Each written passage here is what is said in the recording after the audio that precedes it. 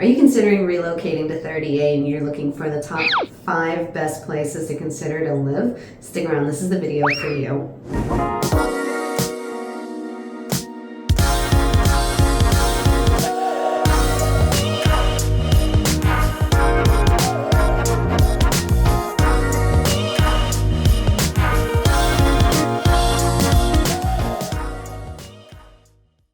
I'm going to talk about the 5 top places that I think are the best areas to live in on 30A. Now, these aren't necessarily in any kind of order because 30A has so many different personalities that it's hard to really rank which one is the best because they're so different. So each one is going to be, one of the best for a different reason, just kind of based on personality type and what you're looking for. In case you haven't seen any of my videos before, I'm BEDDOUK, your local 30A's real estate specialist here on 30A. If you haven't done so already, go ahead and hit that subscribe button and ding the bell so that you get notified every time I do another video.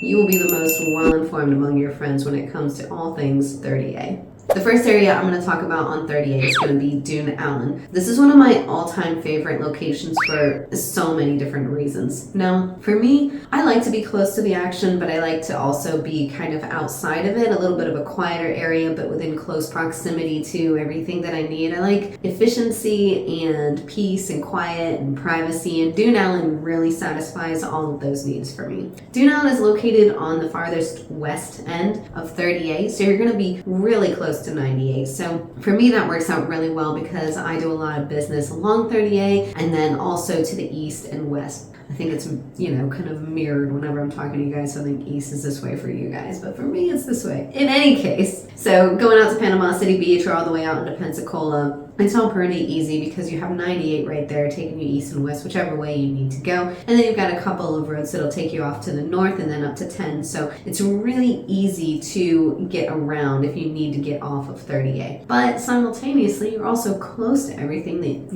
you could possibly need. You've got a Publix right there in Santa Rosa Beach. You've got another one at Grand Boulevard. And then you've got another one over in Watersound. Another one over in Watercolor. So all of your groceries are super close by, very easy. You can get them delivered, which if you're like me, incredibly busy, and you know that you won't stick to the list if you go in person to the grocery, then having it delivered is a really great way to go. Although sometimes I've found if I'm hungry when I'm ordering, I'm still going to get more than what I should, even if I don't go in person, but is what it is. There's also a lot to do in Dune Allen, so if you're kind of into your fitness, you've got the Tampucci Trail, which runs all of 30A, so you can walk along that. You've got access to Point Washington State Park. You can go on little hiking trails over there. Both of these are going to be accessible via all of 30A, but they're just some kind of perks for Dune Allen as well. Dune Allen also has 3 coastal dune lakes, which is awesome. And then you've got 2 really, really great public beach accesses with plenty of parking. So even though a lot of Dune Allen is going to have great walking distance to the beach, sometimes you're going to want to drive. Maybe you've got a bunch of little kids that aren't really going to make that walk very easily. Driving is pretty good. So you've got both of those 2 beach accesses. Both of them have great facilities for using the restroom, taking a shower, so you're not dragging half of the beach sand along with you back to your property. And you've also got some,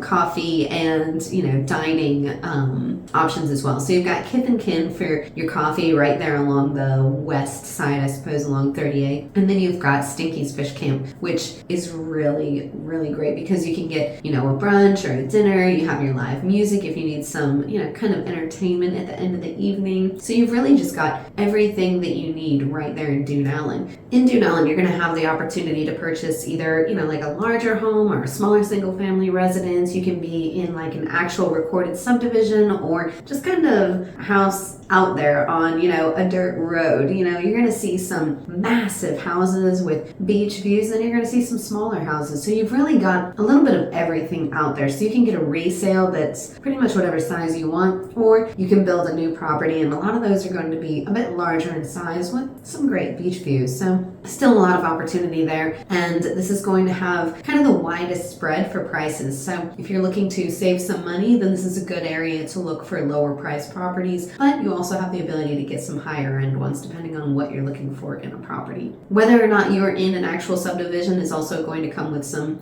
possibly perks or drawbacks depending on whichever way you see it.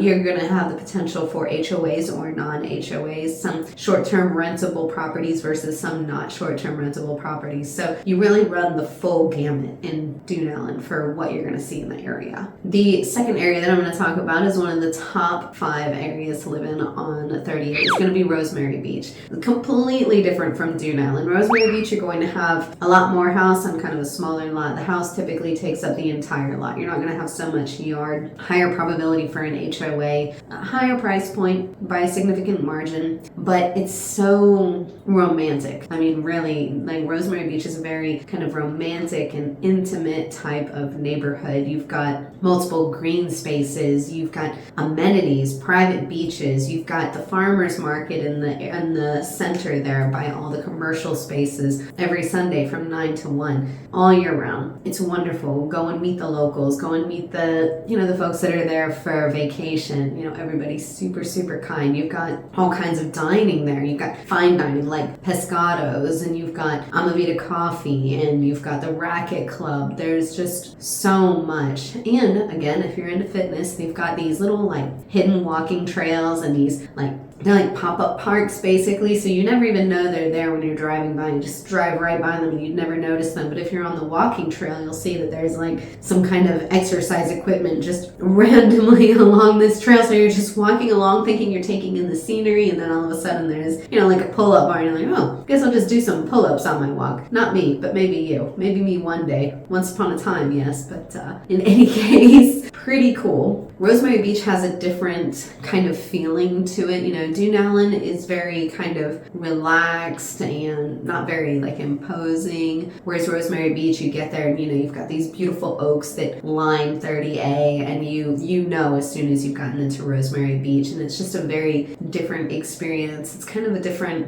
I hate to say it's a different class level, but it's a very classy area. So a much different feel. If you don't mind being super close to your neighbors and having, very small streets. I mean, they're small. All it takes is for, 2 cars, one on either side of the road to be parked, and you've got difficulty driving through. So as long as you don't have, an issue with that, I know that's kind of an issue that I have, even my current neighborhood out there. I see cars parked along either side of the road, and I'm like, oh, just park in your driveway, get out of my way. But Rosemary Beach, parking is very limited, and the roads are very narrow. So like I said, very intimate setting. You're going to get to know your neighbors very well, probably, unless they're vacationers, which you see a lot of. There are a lot of people that love to vacation on Rosemary Beach. It's a very lovely area. So that's my second top neighborhood to live in on 38. My third top neighborhood along 30A is going to be Watersound. Watersound is massive. You've got, I don't know if it's 3 or 4 access points, all gated, all with different amenities, and it's just wonderful. You have everything that you need in there. You've got private beaches, you've got, bungalows, you've got condos, you've got restaurants, you've got the club, multiple pools, you've got boardwalks going over the dunes, the beach dunes, so that you can get onto the actual beach without having to step on them because it's illegal. And sometimes there's even this really nice lady that will drive you back and forth via a golf cart. Super cool. But because it's a gated community, it's very kind of chill and just nice. It's very upscale. If you live there, it's really nice because you have everything that you need right there at your fingertips. You don't have to leave for anything, so you don't really have to participate in any of the hustle and bustle that's going on along the rest of 30A. You also have a fitness center and golf courses, and there's an inn there now, and there's a restaurant right there on site at the club. It's wonderful. The amenities are like none other along 30A. They are fantastic. They also allow short-term rentals. You can do short-term rentals in just about any of these areas. Well, really in any of these areas. The only time you're going to be limited is if it's by the HOA specifically. Watersound is not one of the ones that will not let you short-term rent. So you have that ability, which means if you're looking to live here part-time, you can have someone else paying your mortgage for the rest of the year. So kind of a nice perk.